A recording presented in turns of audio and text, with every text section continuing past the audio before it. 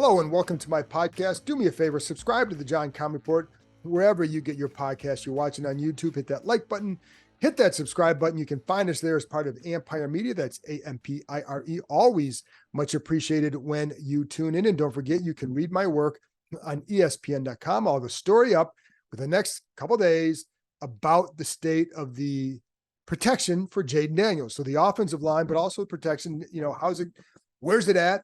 What level of concern, question, whatever. In some ways that some of the growing pains, the natural growing pains, when you change as many as they did, that occur, and how can Jaden Daniels help offset that?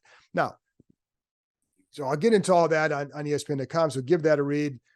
In a minute, I'm going to be joined by Nicki Jhabvala from the Washington Post as we discuss the 3 weeks of the OTAs, what we've seen so far. Got the mini camp next week, and then it's off for the summer. So Nicki and I get into a few topics like just big takeaways from the spring. Is it really what you see on the field, or what else is it that maybe jumped out more than what we saw on the field? And we get into all that. We talk about Jaden Daniels, the offensive line and secondary, and more. So stay tuned for that. Before I get to Nicki, one little thing.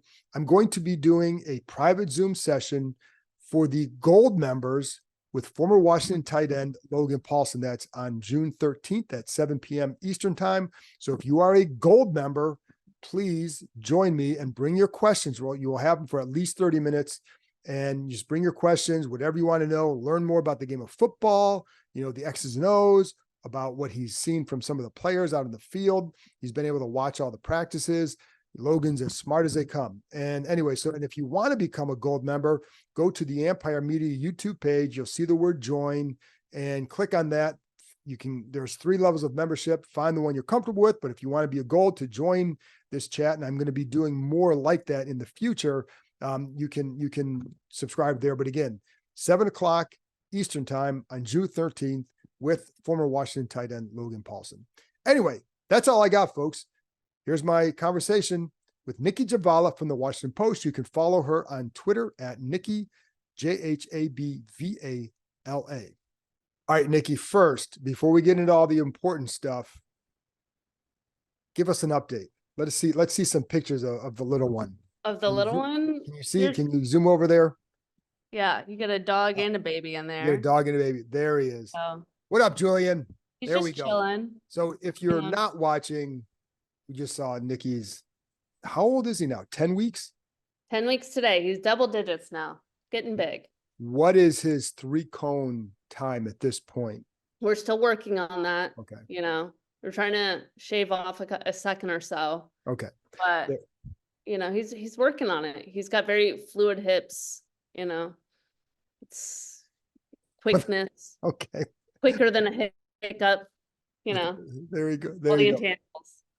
Well, yes. Anyway, speaking of youth movements, it just obviously there's a lot to learn still. What have you taken so far after, what is it now, 3 weeks of OTAs? We got the mini camps coming next week.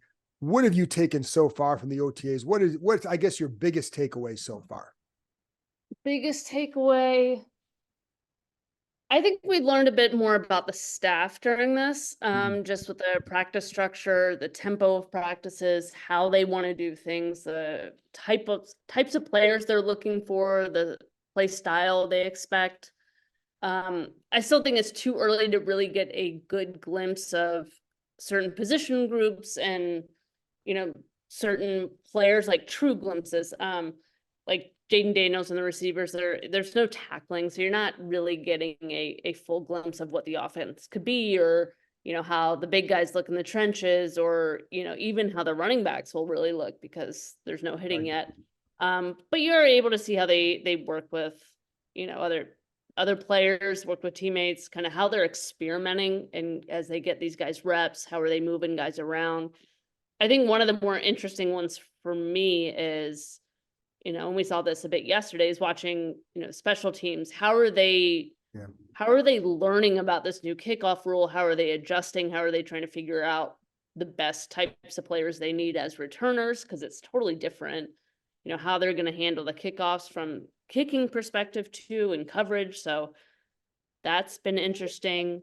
And then just seeing where, where there's still a ton of competition as well. And I think receiver, after Terry and Jahan, I think there's a good bit of competition, a number of open spots there. And then definitely the secondary. I think that's pretty open-ended outside of maybe a couple spots. But yeah, they're still figuring out a lot too. And you said earlier you still give Driscoll a shot at the starting job, right? Obviously. Obviously. Apologies to the Not, Driscoll it is family. not sold on Jaden Daniels yet. Jeff Driscoll still has a chance. No, absolutely not. The other The Jaden JD, Daniels show. the other Right, JD. exactly. There you go. But let's stick with the staff too, because that has jumped out. What's jumped out the most to you with them? I think it's been interesting how they've kind of worked. And I say this with a grain of salt because I feel like every staff comes in and says, we're going to tailor it to our players and, we're evolving and this and that, but, not all of them do it.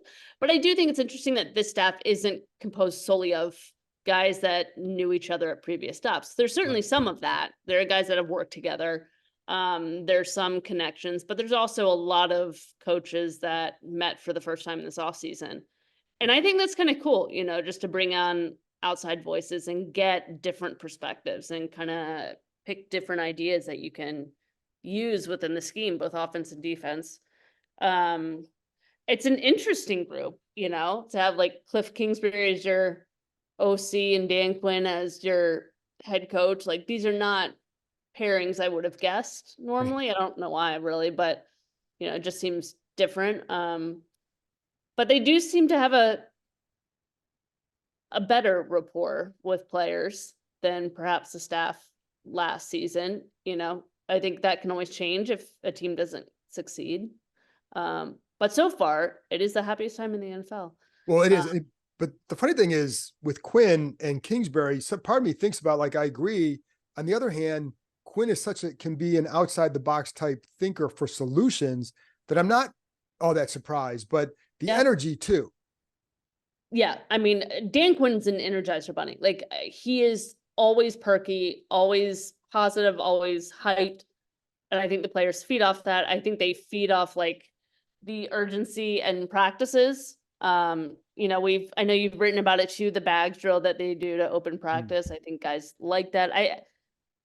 The practices just look a lot different. Guys are always moving. Guys play like they want to be out there, like they're playing for something. I think things got so bad for so long in Washington, not just with the last regime, but as you would know better than me, but probably the previous ones. I mean, I say that only because I was there for the last regime. But it just wears on guys. It's hard to, yes, it's their job, but it's hard to like really get going when they want success. Yes, absolutely. But that's what has struck me too. And so this is why, like this time of the year, you have to be careful with what you deduce from watching things on the field. Yeah. And even in training camp, you have to be careful. But I think the things that feel more real is the energy in the building. Absolutely. And I do think like you talk to players or you talk to even people who know the players well, like so-and-so is like, they'll say like, yeah, so-and-so is genuinely happy to go into the building to go to work. Yeah. Yeah. And, Andrew Wiley was talking about this. I think it was Wiley. Yeah, I think it was Wiley. After practice on Wednesday, just saying that, like he said, he was there for 3 hours after practice or whatever it was before he came and talked to us, and said like half the guys were still in the locker room. Yeah. Whereas before, guys couldn't wait to get the hell out of there. Yeah. How big a deal is that, do you think? And how much difference can that make when is it, I think it's huge. I mean, I think you and I have talked about this. Especially last season where it felt like, it was nothing against the players individually, but you just got that vibe like, do they actually like each other? Like, would they deal with each other if they weren't forced in this one group together? Whereas, and I think much of that, it was not like there were any fights or, disputes or anything like that. It was just the circumstance, it was not a happy time. It was not a happy place to be. Whereas I feel like now, not that they've done anything yet, there's hope and I think they feel like they have the right group in place to kind of lead them. And I think honestly, it starts at the top. The fact that they're tearing out that turf field that has been there since, the practice facility was It built. predated me. Symbolic It's in a been lot there of that ways. long. I mean, yeah, I mean, they're finally tearing it up. And the fact that they have an owner that is investing in the field, like adding a fourth grass field, which I actually don't know that many teams even have 4 at their practice facility. I mean, don't get me wrong, that Ashburn facility is not, state of the art by any stretch, but the fact that somebody is willing to invest even that, I think that shows a great deal, especially to the players that have been here through multiple coaching staffs and certainly a good bit of the Snyder era. So, there's a ton of construction around the building. They're upgrading what they can before they, Right. Eventually move into a new facility. And I think that hits home for players. They see that this group is willing to do a little bit more to make things better for them. I'm kind of hoping that at the entrance to the facility, they put up a sign that says, "We have 4 grass fields." Just put something on there that you can brag about, right? Because, Anytime, anywhere. on Yeah. any of our Any 4 field. fields, any of the Yeah. 4 fields, right? Yes. But it is, I do agree that when players see that, and there have been little things throughout the building, there's things that are going to FedEx and all that. They're Mhm. certainly investing in Yeah. all that. Yeah. So They maybe you can't make should, it look like a new stadium. It is what it is. They know that, the players know that, but maybe you the should do a little poll on things. that. Yeah, yeah. You're welcome for creating a news story in June for you. There I you go. do what I can. Yeah. But on the field, so again, first of all, when you look back to when you were a younger reporter, what do you remember ever making like, Are you saying I'm not young? no. No. Damn. I guess because I'm wondering, like, when I was younger, which was a couple of years ago, but like the things that you would see in the spring and the early summer, you could get fooled by them. Oh Like, yeah. how have Well, it's you the learned same that? Like, lines it's anywhere you go. It's the same lines. Like, especially when you bring in a new system, new coordinators, though, it's like we want to create an explosive offense, an attacking offense. We want to score a lot of points. Like, obviously, like, I mean, there was an alternative to this. Like, right. obviously, we tailor the system to our players. We don't just plug them. Well, not all do. Yeah. It's a lot of that, but they all feel like they all say, whether they feel it is a different story. They all say that, we got the right guys. We're confident in every group on the field. We really love the progress. And, it's early when, sometimes they have decisions made up about certain positions. So, there's a game to it, like with anything. So I think you have to really just trust what you see more than Right. what you hear. And what you see right now is not a whole lot. So, while they might know more about some position groups, there's still a lot to figure out. There's still truly a lot of competitions. You can see it as they're out on practice, Well, and that's why I guess my point is like, sometimes you go by what we see, but you don't know what it always means, because Exactly. even when Yeah. the pads are on, like if the offense is hitting really well, is it more on them or is it more on the defense? That's why Yeah. I think those joint practices are important. But I also go by, Nicki, you talk about like go by what you hear and also what you see. To me, it's the body language of the players and the energy of the coaches. I kind of feel Mhm. like that's been maybe the best part Yeah. of Yeah. it for building I long term. agree. Totally. 100%. I mean, because you could tell a lot, even when players, say everything's great, but you can tell on the field they're Right. frustrated, they're annoyed. We saw that a lot in recent years. Now, not everything's, happy rainbow sunshine, but you see that buy-in, and I think that's very promising, very promising. I think the other thing that, especially around this time of year, is you have to realize like every day is just a snapshot. This is Right. what you see on one day does not mean that they're going to run that in week 1 of the season. They could be the certain lineup they have on day 2 of phase 3 of OTAs is not what they're going to stick with. They're mostly experimenting. They're seeing how certain groups work, and they're seeing how certain players look at certain positions. So, just because they had some guy in the mix at returner one day doesn't mean he'll be there even the next day or there on out. So Right. And they had I like think, 12 guys in the mix at returner too. yeah, I mean, in that one especially, they're really trying to figure out what kind of player Right. what best fits this new rule. It truly is an experiment. So, but I think that's a lot of times where sometimes people get carried away as they see one throw or they see one play or, one personnel grouping and think, oh, wow, this is how they see this player. This guy is clearly starting now. This guy's now the backup, or he's moved up or down the depth chart. It's not always how it is. Well, and also because along those lines, we used to be able to shoot the one-on-ones between the receivers and the defensive backs. Though they never show that to us anymore. And I think that's by design, because exactly what you said, like, all right, you see a play, you put the video out there, it's a nice play, and then people take that and extrapolate tons of meaning that may not be there. And so like a lot of coaches, I know I was talking about this with someone yesterday, like some of the coaches, they just got tired of that. So they just like, well, take that away. And I don't blame them, because it would get crazy. But so having said all that, what have you thought of Jaden? Because that's obviously the big topic, and it should be, because he could be the absolute dynamic player this franchise has needed for a long time.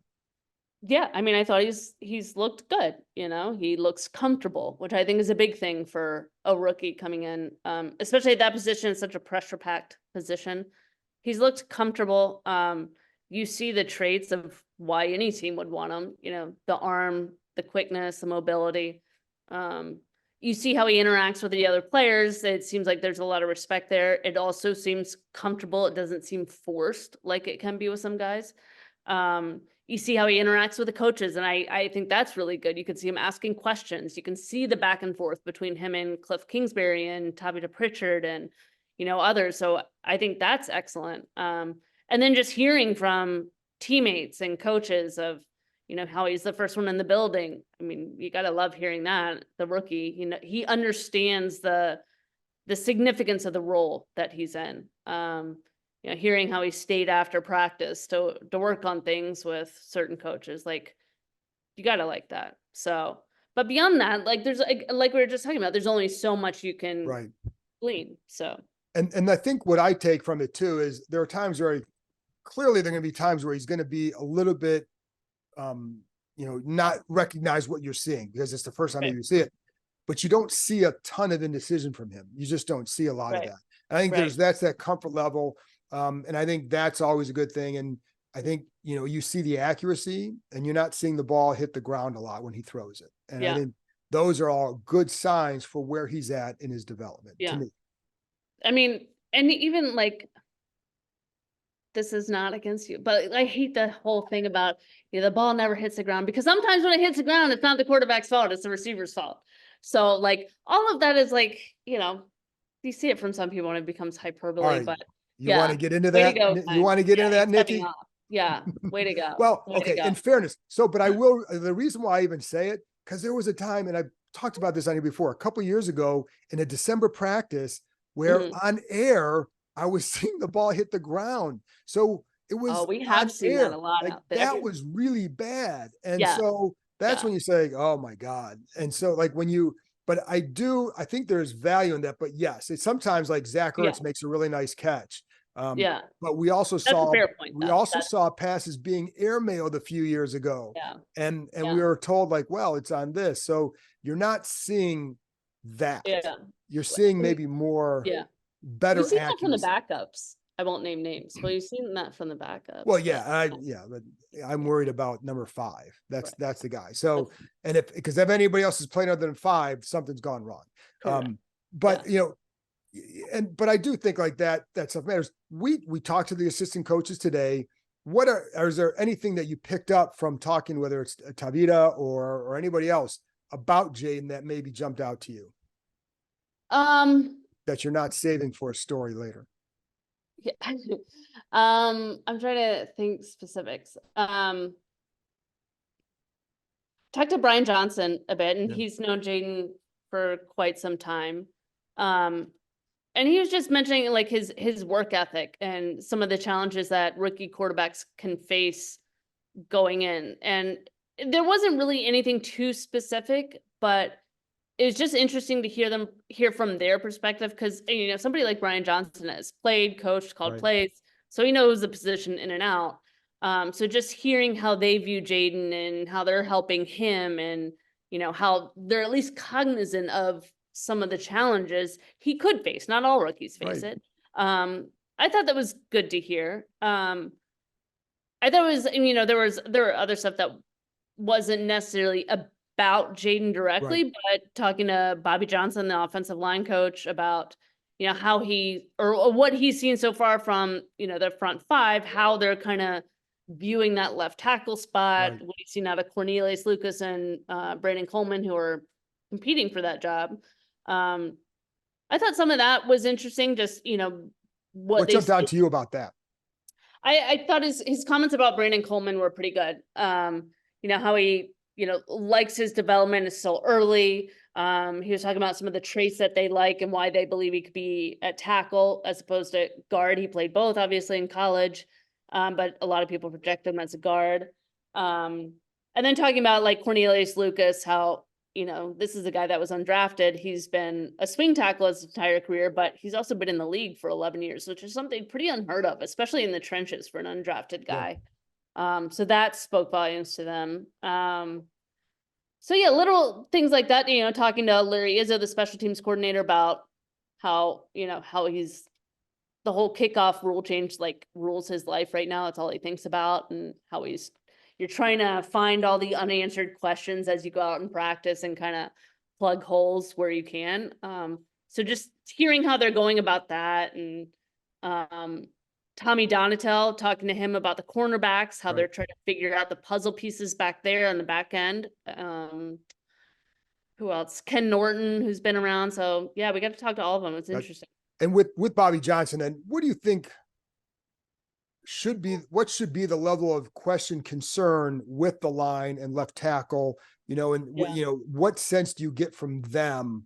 Because I think, like, to me, it's always like, hey, September's a long way away still. Right. Yeah. That's exactly what I heard too. Like, and I'm fine with that answer at this point in the year. Like, what else are they going to say? It's still early. They're not even hitting yet. They can't really see what they have there. So yeah, I mean, he stressed that repeatedly, that it's still very, very early until they put the pads on. You're not going to know what you truly have in your guys back there, and what fits and what doesn't. So, and that's the same for D line, the same for the running backs, like a lot of positions. Like, you're kind of laying the foundation now. So yeah. And then the other part of it too is, secondary. You brought that up earlier. Like, those are the two big question marks on this team. Like, if you have to pick Julian up, go ahead. Okay, people will enjoy seeing him. See, getting closer to bedtime. So, well, amen to that. Right. It's still light out, but I'm getting tired too. So, I'm not a night owl, as apparently you and Ben, and I'm just glad, by the way, I'm glad that you two could bury the hatchet after the appearance on my podcast. People that we hate each other. I love Ben. Ben's awesome. We just like pushing each other's buttons. Yeah, no. So. Anyway, so I'll just keep you a couple more minutes, because I know you got, but the secondary. Yeah. What's your question with them at this point? And is it questions or concerns? I mean, it's to me, it's really the cornerbacks. I think they've made clear that they really like Mike Sanders still, and believe there's a high ceiling for him. He can really come in and be a really good nickel, which is such an important piece of every NFL defense anymore. But I feel like, especially Quins, he's relied on that, that sort of hybrid position for quite some time. And you brought in Jeremy Chin, you got some veteran presence there. But who do you've got guys at cornerback, but who are, your true starters? Who do you see as some, and they want these guys to move around. You have all these guys that can play inside and outside. Like, I think, and a lot of them are new to the team, new to us and what we've seen. Noah, I'm not going to even try to pronounce his last name, but Michael Davis, who's been in the league for quite some time, has been with Tommy Donatel in LA. Noah. Yeah.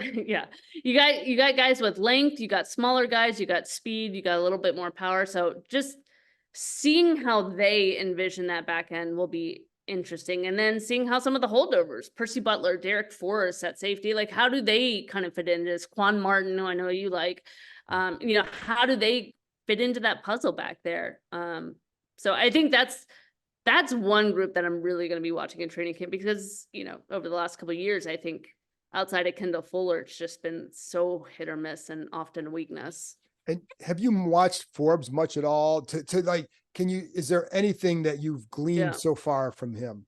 I mean, I thought it was interesting that they had him in the mix of kickoff returner for one, but again, they're trying all different types of body types, speed, all kinds of things out. So may not mean much yet.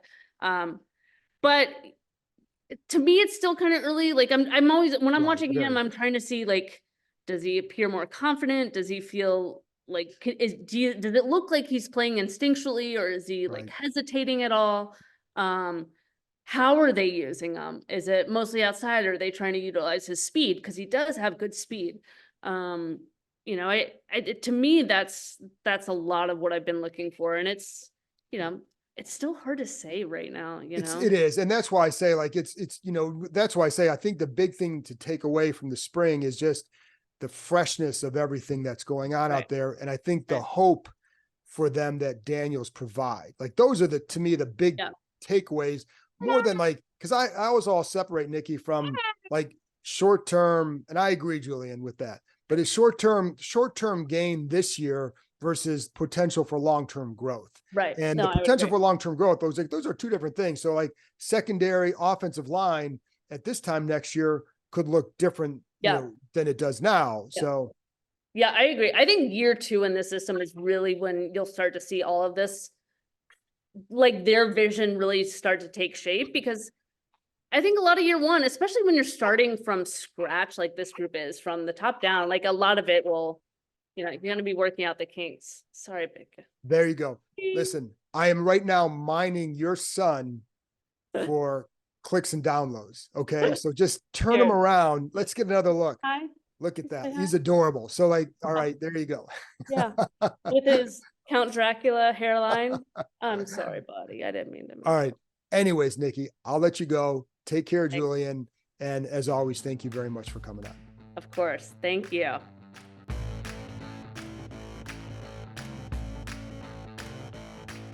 That's it for this episode. Thanks to Nicki for joining me, and thank you, as always, for tuning in. Don't forget, June 13th, 7 o'clock Eastern Time, with former Washington tight end Logan Paulson for the Gold members.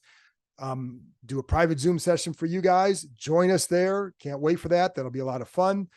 I'll be back on Monday, though, with another episode. So I'll talk to you next time.